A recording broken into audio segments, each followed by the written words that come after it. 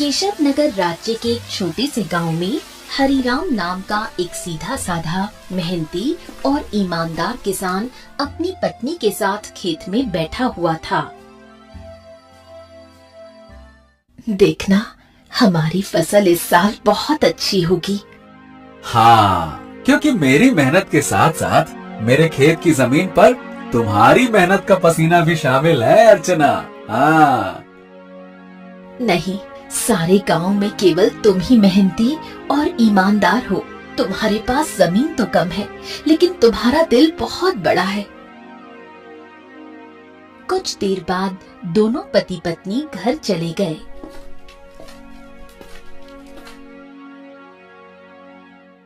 मैं तुम्हें एक बात बताना तो भूल ही गई।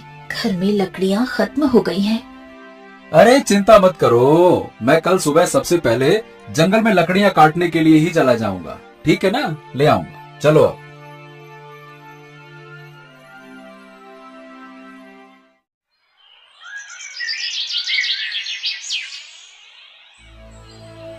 अगली सुबह हरिराम लकड़ियाँ काटने के लिए जंगल चला गया।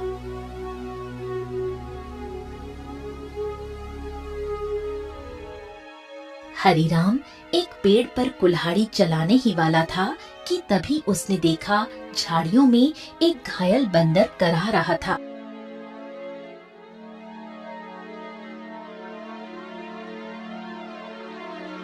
हे भगवान, बाप रे, इस बंदर को तो लगता है किसी ने बुरी तरह से घायल कर दिया है। जरूर किसी जंगली जानवर ने इसके ऊपर हमला किया होगा। बताओ भला, बेचारे का हाथ खून से भरा हुआ है। ओहो। हरिराम बंदर के पास बैठा था। काश तू बोल सकता तो बता सकता कि तेरी तकलीफ कहाँ है।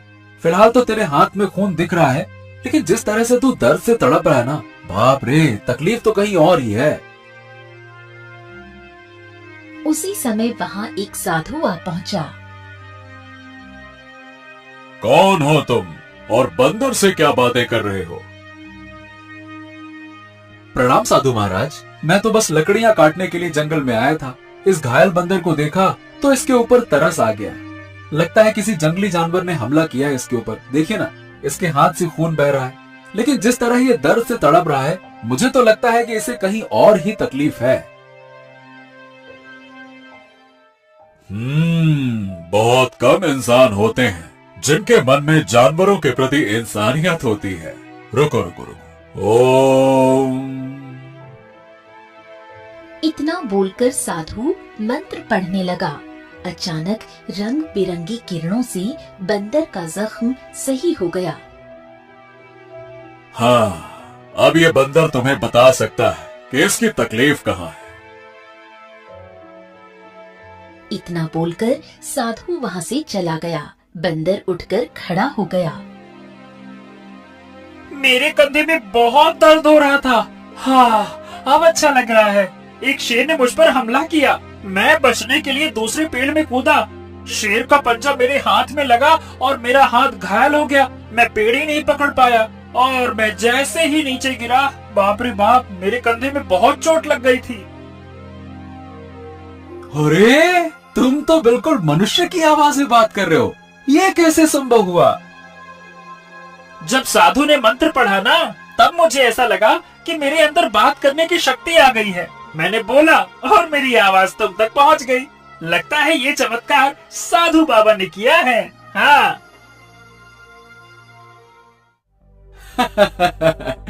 अच्छा ये बताओ, तुम मेरे घर पे चलोगे?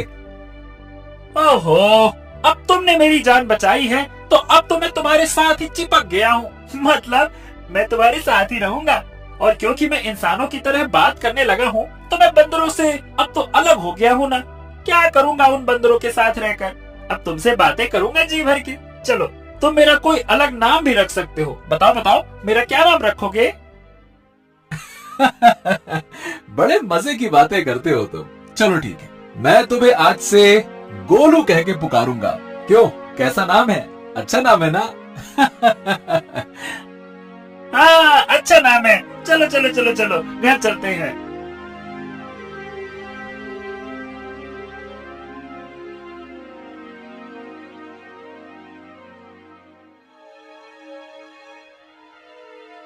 अरे, ये जंगल से तुम बंदर को क्यों पकड़ लाए?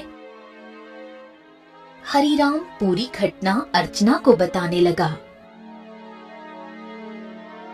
क्या क्या वास्तव में बंदर बात कर सकता है? अरे तुम स्वयं पूछ लो। क्या नाम है तुम्हारा? मेरा नाम गोलू है। हरीराम ने मेरी जान बचाई है और अब मैं उसका साथी हूँ। साथी क्या, अब तो मैं तुम्हारे परिवार का हिस्सा हूँ। अर्चना आश्चर्य में पड़ गई। समय बीतने लगा।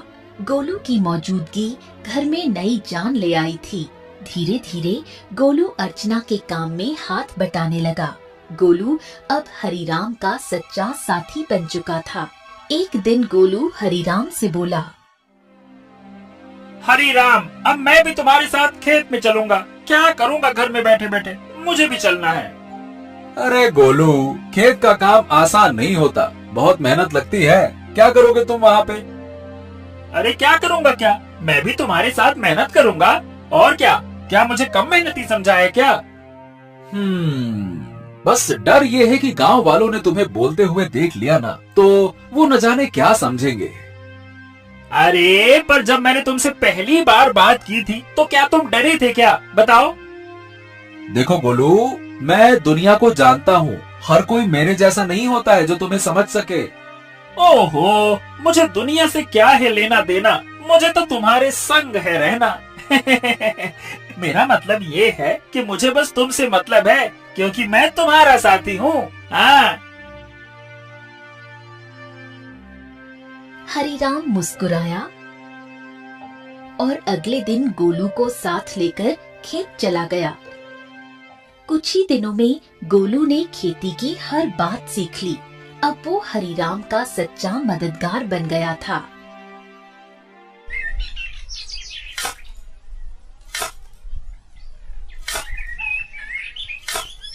हरीराम, अरे आज की मिट्टी तो बहुत भारी लग रही है।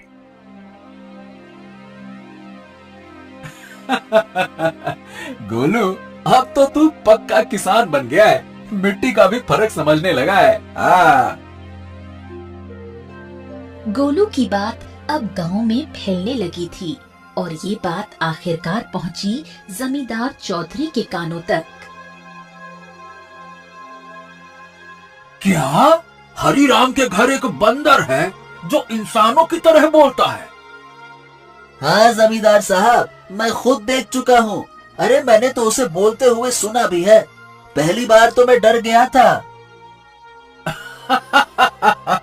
अरे भैया, तो फिर उस बंदर को लेकर तमाशा करना चाहिए, उससे तो बड़ी अच्छी कमाई होगी। ये बात आपने बिल्कुल पते की कही जमींदार साहब। जमींदार की हंसी कुछ देर चली, फिर वो गंभीर हो गया। हाँ, इस हरीराम की जमीन पर मेरी नजर बहुत समय से है। बाकी सब तो मेरे कर्जदार बन चुके हैं, पर ये ससुरा हरीराम ये कभी झुका ही नहीं। उसकी जमीन बहुत उपजाऊ है जमींदार, बंजर में भी फसल उग जाती है। अरे इसमें मिट्टी का कोई खेल नहीं है भीमा। उसकी किस्मत और सितारे बुलंद है, पर जिस दिन वो सितारे गिरेंगे ना, उसी दिन ये खेत मेरा होगा और हरीराम मेरे कदमों में होगा, देख लेना तुम।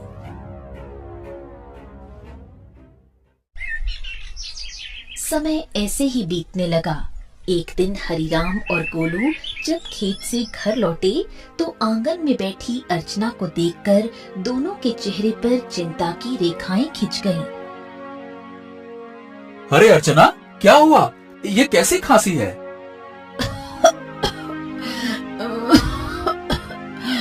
कुछ दिनों से खांसी हो रही है, अब तो दिन ब दिन और भी बढ़ती जा रही है। हरीराम, इसे नजरअंदाज मत करो, किसी अच्छे वैद्य को तुरंत बुलाना चाहिए। हरीराम ने देर न करते हुए गांव के एक अनुभवी वैद्य को बुला लिया। वैद्य ने अर्चना को ध्यान से देखा।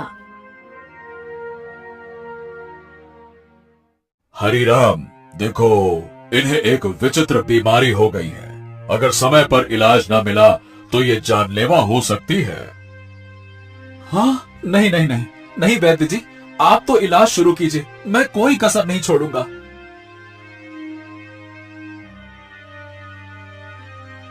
उस दिन से हरिराम का सारा धन अपनी पत्नी के इलाज में लगने लगा। हफ्तों बीतते गए और एक दिन ऐसा आया जब उसकी सारी जमा पूंजी खत्म हो गई। उस दिन हरिराम घर पर अकेला बैठा था।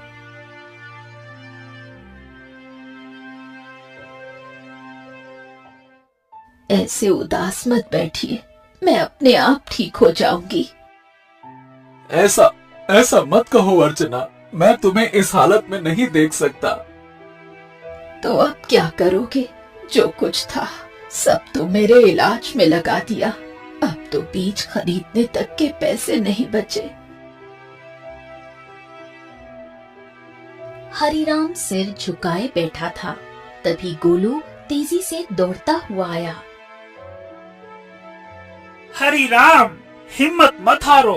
तुम्हारे 2 भाई इस गांव में रहते हैं और तुमसे ज्यादा धनी भी हैं। उनसे मदद क्यों नहीं मांगते हो? हैं? हरिराम को ये बात ठीक लगी। उसी शाम वो गोलू को साथ लेकर अपने बड़े भाई केशव के घर गया। ओहो हो हरी राम, क्यों भाई आज हमारे घर का रास्ता कैसे भूल गए हैं? भैया, अर्चना की बीमारी के बारे में तो अब गांव में सब जानते हैं। मैंने जो कुछ कमाया सब इलाज में लग गया। अब कुछ धन की जरूरत है भैया। तुम तो जानते हो मेरी फसल इस बार खराब हुई है। अब खुद मुझे उधारी लेना पड़ रहा है तो मैं तुम्हें कहां से दूं? हरिराम कुछ नहीं बोला, सिर झुकाकर बाहर निकल आया। अरे वो झूठ बोल रहा था हरिराम, मैंने उसके चेहरे को देखा है, वो देना ही नहीं चाहता था। हाँ जानता हूँ रे गोलू, पर चलो एक और भाई है, उनसे मिलते हैं, चलो। अब दोनों बिरजू के घर पहुँचे। बिरजू ने दरवाजा खोला और हरिराम को देखकर चौंक गया। ओ हरिराम, आज भाई की याद कैसे आ गई? भैया भैया, मेरी पत्नी अर्चना बहुत बीमार है, थोड़ा सा धन चाहिए इलाज के लिए। क्या? अरे बंटवारे में वैसे भी तुझे ज्यादा जमीन मिल गई थी, उसे बेच नहीं देता? मेरे पास धन का पेड़ लगा है क्या जो मांगने चला आया? झूठ मत बोलो भैया, सच तो यह है कि तुमने और केशव भैया ने मेरे हिस्से की जमीन भी दबा ली थी। मुझे 6 बीघा जमीन मिलनी थी, बस 2 बीघा मिली है, 2 बीघा। अरे निकल जा यहाँ से, अगर कर्ज लेना है तो जमींदार के पास जा, मुंह उठा के चले आ यहाँ से।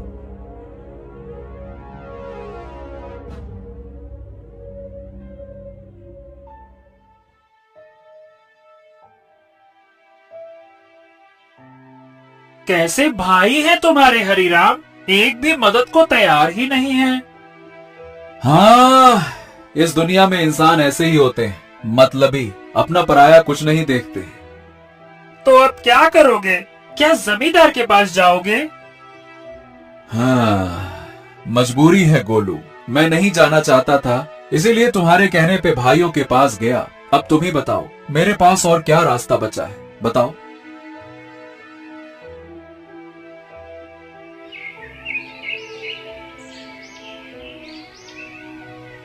अगले दिन हरिराम और गोलू जमींदार की हवेली में जा पहुँचे। उम्मीद उसे कम थी, मगर अपनी पत्नी की खातिर उसने खुद को झुका दिया था। मैं जानता था हरिराम, एक ना एक दिन तू चलकर मेरी हवेली में जरूर आएगा भैया। आपने बिल्कुल सही कहा था मालिक, जब तक इसकी किस्मत चमक रही थी तब तक बहुत अकड़ में चलता था।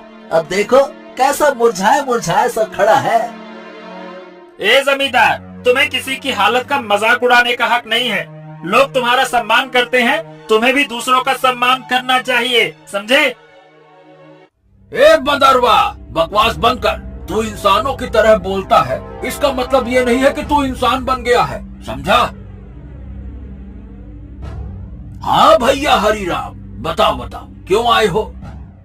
क्या बताएं, आपको तो सब पता है, मेरी पत्नी बीमार है, सारा धन इलाज में चला गया, कुछ धन की आवश्यकता है। अच्छा अच्छा अच्छा अच्छा, धन चाहिए तो भैया मेरी शर्तें सुन लो। ब्याज 50% और बदले में कुछ गिरवी रखना होगा। हाँ, मेरे पास कुछ बचा है क्या जो गिरवी रखूं? जो सोने के आभूषण थे वो भी इलाज में बिक चुके हैं। अरे है ना, क्यों नहीं है? तेरे पास 2 बीघा जमीन है, भैया उसे गिरवी रखो। वक्त पर कर्ज चुकाएगा तो जमीन तेरी वरना मेरी, सीधा हिसाब। बोलो भैया। हरीराम सोच में पड़ गया। उसे अपनी पत्नी का जीवन बचाना था, मगर कीमत बहुत बड़ी थी। अरे ये तो सरासर अन्याय है। तुम किसी की मजबूरी का फायदा उठा रहे हो। ऐसे तो हरिराम कभी कर्ज ही नहीं चुका पाएगा। ए हरिराम, पहले तो तू इस अपने पालतू बोलने वाले बंदर को ले जा यहाँ से, नहीं तो मेरा मन बदल गया तो हो गया तेरा काम। जब से आया है पटार पटार पटार पटार। चुप कर। हरिराम चलो मेरे साथ, ये कर्ज मत लो, चलो। गोलू, मेरे पास अब और कोई चारा नहीं है। अरे तुम बस चलो तो, मैं तुम्हारी मदद करूंगा ना। हाँ चलो मेरे साथ। हरिराम गोलू के साथ चला गया। हवेली के भीतर जमींदार और भीमा गुस्से से खौल रहे थे। ए मालिक, हरिराम तो हाथ से निकल गया। अरे चिंता मत कर बेटा, मजबूरी उसे फिर लौट आएगी। कितना दूर जाएगा वो?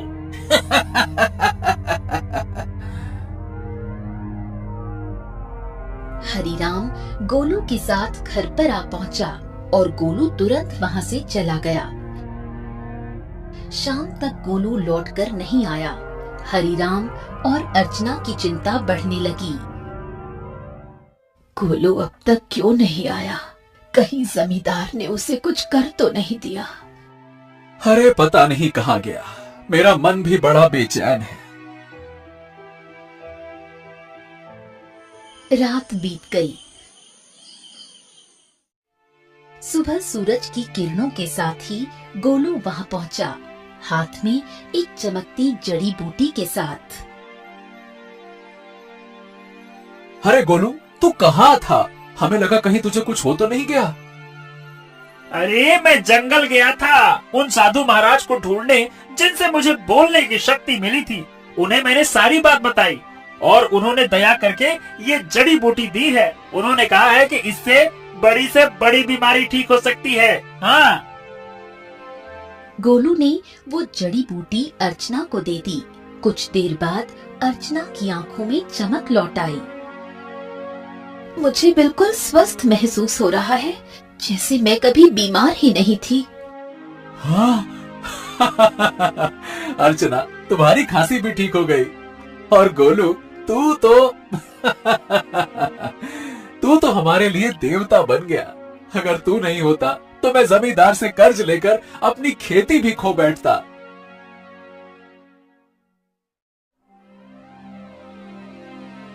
हाँ, अब मेरी पत्नी तो ठीक है, लेकिन खेत में बीज डालने के पैसे तक नहीं बचे। मैं जानता था कि अर्चना के ठीक होने के बाद तुम्हें बीज की जरूरत पड़ेगी, इसीलिए मैं साधु महाराज से बीज भी लेकर आया हूँ। हाँ, ये देखो। क्या बीज? हाँ, उन्होंने ये चमत्कारी बीज दिए हैं। अब देखो, अगर तुम इन्हें अपने खेत में बो दोगे तो ऐसी फसल उगेगी जो पूरे राज्य में किसी ने नहीं उगाई होगी, और सबसे पहले तुम्हारी फसल ही तैयार होगी। हाँ, मजा आ गया ना? इतनी जल्दी? हाँ, लेकिन एक शर्त भी दी है साधु महाराज ने। जब तुम्हारा समय अच्छा हो जाए तब तुम उन लोगों की मदद करना जो जमींदार के कर्ज में दबे हुए हैं। अरे मित्र गोलू, गोलू गोलू गोलू, तू मेरा सच्चा साथी निकला। हम दोनों मिलकर अच्छे से खेत में फसल बोएंगे। चल मेरे भाई।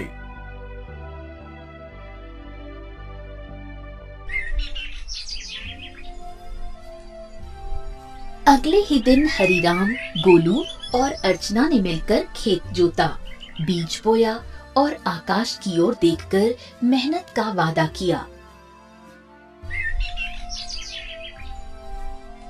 कुछ ही दिनों में हरिराम के खेत में ऐसी फसल लहराई जैसे किसी ने पहले कभी नहीं देखी थी। गांव वाले चकित रह गए। अरे देखो रे देखो, हरिराम के खेत में तो जैसे सोने जैसी फसल लहरा रही है। हाँ हाँ हाँ हाँ हाँ। हाँ, हमारी फसल तो अभी जामे भी नहीं है और इसकी तो फसल भी तैयार हो गई। और उसकी बीवी अर्चना जो कि महीनों बीमार रही, हम रोज खेत में काम करती है। भैया ये तो कोई चमत्कार ही लगता है।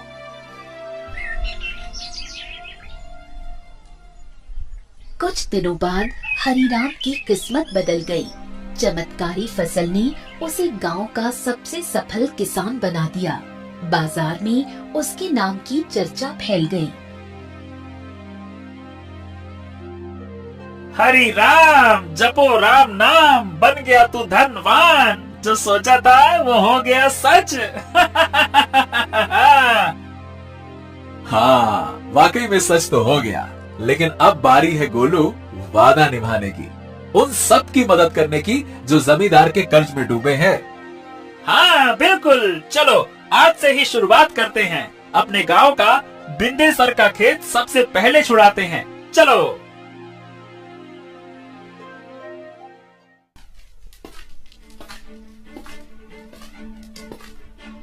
हरिराम और गोलू ने अपना मुनाफा इकट्ठा किया और एक एक कर गांव वालों का कर्ज चुकाने लगे। बिंदेसर, भोलू, रज्जो सभी ने अपनी जमीन वापस पा ली। हरिराम भैया, आज आपने हमें नया जीवन दे दिया। सही बताओ, बिल्कुल, बहुत बहुत धन्यवाद। गांव में खुशी लौटने लगी, लेकिन जमींदार के चेहरे पर उदासी छा गई। ये सब देखकर जमींदार गुस्से से अपने साथी भीमा से बोला, हाँ, ए भीमा, तू देख रहा है ना कि क्या हो रहा है? हाँ मालिक, हरिराम ने सबके कर्जे चुकाने शुरू कर दिए हैं।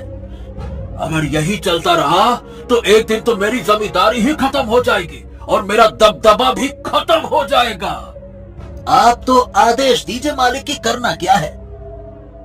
अब बहुत हो गया भीमा, अगर ये हरिराम ऐसे ही सबकी जमीन छुड़वाता रहा तो मेरा क्या बचेगा? मेरा दबदबा, मेरी हवेली है।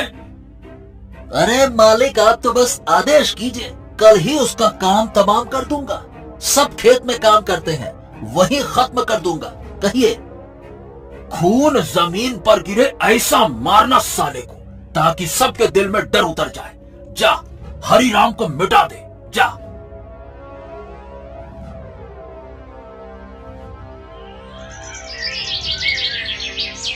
सुबह का सूरज उगा, लेकिन किसी तूफान से पहले की शांति जैसा लग रहा था। हरिराम खेत में बीजों को देख रहा था, जो अब सोने जैसे चमकते दिखते थे। अरे गोलू, देख तो, ये फसल तो जैसे गाना गा रही हो। तुम्हारे हाथ की छुअन में जादू है। हाँ बिल्कुल सही कह रहे हो मित्र। इस बार की फसल सोने की फसल जैसी उगती हुई दिख रही है। वाह वाह वाह वाह वाह वाह।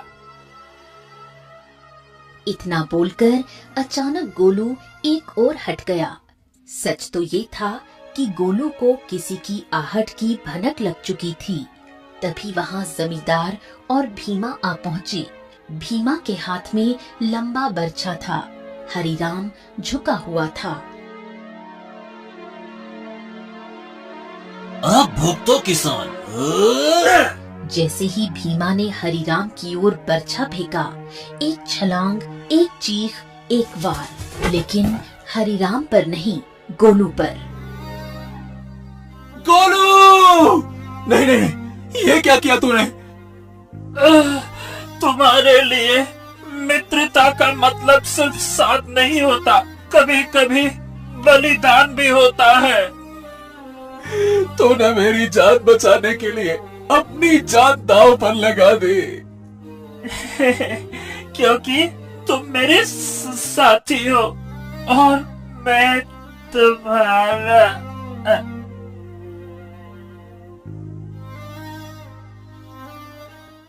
जमींदार और भीमा अविश्वास भरी नजरों से घायल गोलू को देखने लगे।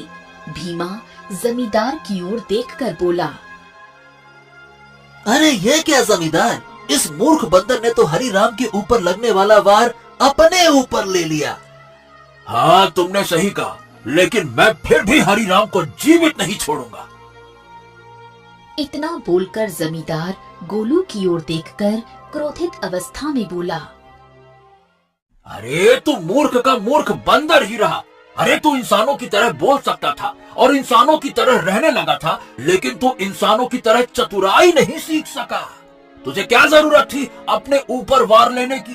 क्या आवश्यकता थी बलिदान देने की? मूर्ख बंदर कहीं का, तूने मेरे सारे किए कराए पर पानी फेर दिया।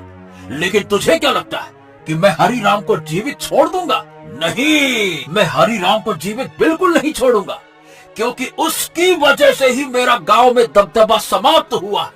तेरा ये बलिदान बेकार जाएगा रे मूर्ख बंदर, रुक जा। गोलू के होठों पर एक हल्की मुस्कान अब भी जिंदा थी। गोलू ने अपने मित्र हरिराम को मुस्कुराते हुए देखते हुए ही दम तोड़ दिया। तभी वहाँ वही साधु प्रकट हो गया जिसने गोलू को बोलने की शक्ति दी थी और जिसने गोलू को हरिराम की पत्नी को बीमारी से बचाने के लिए जड़ी बूटी और जादुई बीज दिए थे। साधु क्रोधित अवस्था में जमींदार और भीमा की तरफ देखकर बोला, जिसने निर्दोष की जान ली उसका पाप अब उससे बदला मांगेगा। जमींदार और भीमा, तुम दोनों ने बहुत बड़ा पाप किया है। तुम्हें इस संसार में खुलेआम रहने का कोई अधिकार नहीं है। तुम दोनों समाज के लिए खतरा हो। रुक जाओ। इतना बोलकर साधु की क्रोधित आंखों से रंग बिरंगी किरणें निकलकर भीमा और जमींदार के शरीर पर पड़ने लगी और अगले ही पल उनके शरीर में आग लग गई। कुछ ही देर में वो दोनों जलकर राख हो गए। गांव वाले इकट्ठा हो गए। साधु हरिराम की ओर देखकर बोला, हाँ, तुम्हारा और गोलू का साथ यहीं तक लिखा था हरिराम। लेकिन साधु महाराज, जमींदार के साथी भीमा ने मेरे ऊपर हमला किया था, लेकिन गोलू ने उसे अपने शरीर पर ले लिया। हाँ, क्योंकि वो तुम्हारा सच्चा साथी था। जाते जाते गोलू ने अपनी मित्रता का कर्ज चुका दिया। अपने साथी को कभी नहीं भूलना हरिराम। इतना कहकर साधु रंग बिरंगी किरणों में वहाँ से गायब हो गया। गांव वाले नम आंखों से गोलू के बलिदान की सराहना करने लगे। अरे ये कोई साधारण बंदर नहीं था भैया, देवता था, देवता, हरिराम का सच्चा साथी। हाँ भैया, इसने अपनी जान दे दी और हम सबको बचा लिया। बहुत अच्छा बंदर था। कुछ दिनों बाद हरिराम ने नम आंखों से गोलू की याद में उसी खेत में एक पौधा लगाया जो आगे जाकर बना साथी वृक्ष। गोलू, तेरे बिना सब अधूरा लगेगा, लेकिन तू मिटा नहीं। तू हर उस फसल में है जो इस धरती से उगेगी। कभी कभी सच्चा साथी इंसान नहीं होता, वो एक जानवर हो सकता है जो बिना शर्त प्रेम करे, रक्षा करे और अगर जरूरत पड़े तो जीवन भी दे दे।